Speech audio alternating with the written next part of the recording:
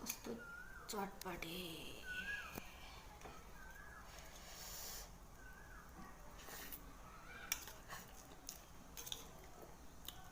मिठो छ यो चाहिँ झापाली चटपटी गिलो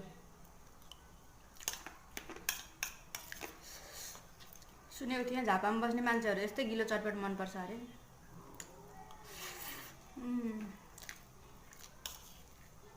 मलाई पनि मन पर्न थालेको छ तर म चाहिँ झापामा बस्दिनँ विराटनगरमा बस्छु झापामा यहाँ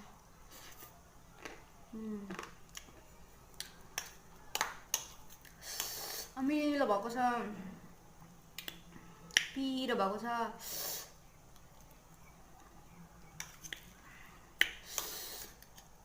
चटपटे ल Subscribe, Gardener.